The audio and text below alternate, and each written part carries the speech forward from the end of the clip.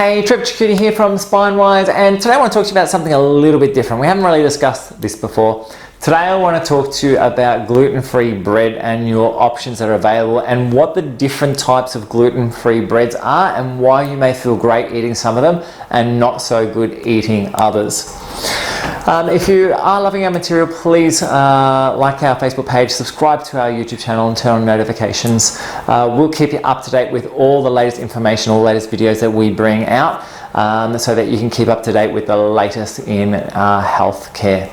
Alright, so let's talk about gluten-free bread. Before we get to it though, a little bit about gluten itself. Why would you want to go gluten-free? So some people just have no choice and they have to because they have autoimmune issues that are triggered by gluten. And these are classic conditions such as celiac disease. There's more research linking it to autoimmune disease with thyroid conditions such as Hashimoto's, and the list is growing and growing and growing. So there might be several reasons why with autoimmune disease you want to be gluten-free, but some people just feel better off gluten, and that could be that they have a sensitivity to it, that some of the peptides in it, such as glutamate, are stimulating their brain and they're not coping with it. There could be a number of different ways to do it. One of the things that you can do if you want to get an idea is just come off all your gluten products for a couple of weeks, see if you feel better, then go back on it and see if you feel worse again. Withdrawal provocation testing is a really good way of seeing whether you may or may not have a problem with gluten sensitivity.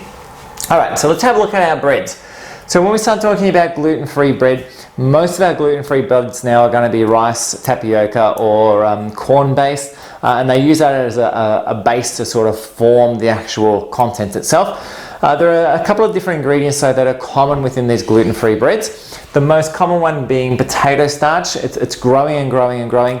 And the main reason for potato starch being involved in these gluten-free breads is it gives it its elasticity. It helps bring that elasticity back to bread, so that it's not like vanilla cake that you just, or a sponge cake that you can just bend and breaks rather than folds around your sausage at a barbecue.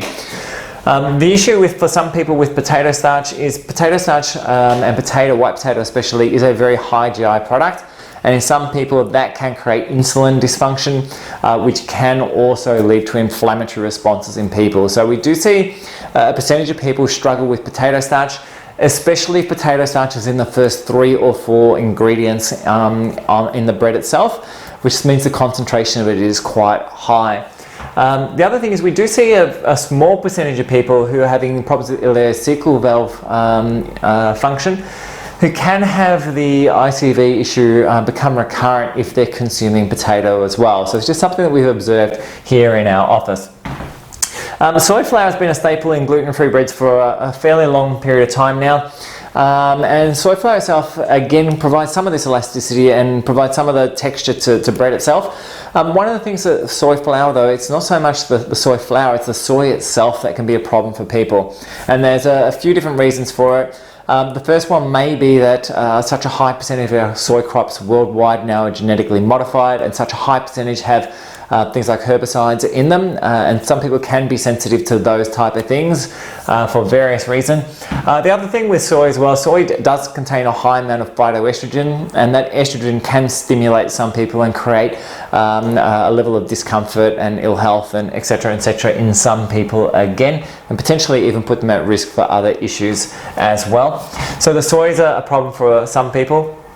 The other type of bread that's coming around though, that's been around for a little while, it's getting a little bit more popular now with the paleo movement, is to go completely grain-free. And these breads we have generally no tapioca, no corn, no rice, and these breads tend to be made from things like almond flour and psyllium husk. And these are fantastic breads for a lot of people. They allow them to drop their carbohydrate level down in their diet, which works tremendously well for them. Allows them to increase their fiber by having psyllium, which is a really good source of fiber. But again, we have an issue with some people reacting to nuts, either anaphylactically or even just from a sensitivity perspective with nuts, and that can make these type of breads actually make them feel a little bit unwell as well. So which one is best for you? Which one should you try? Which one should not? The only way to do it really is trial and error. As we said, go through a withdrawal provocation test, see which ones work for you. There is no right or wrong answer for every single person. So don't fall into the trap of just because it's good for that person, it's good for me.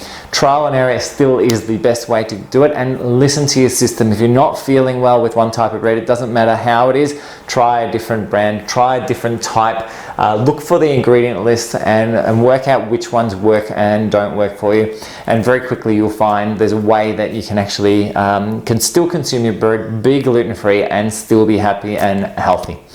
Anyway guys, if you have any questions on gluten-free products at all, or want to know more about which flours you should use, or want recipes or anything like that to make your own, please just post them up or personally message me. More than happy to help you out in any way, shape or form. We can. My entire team's here to help you, and at your beck and call if you need some help.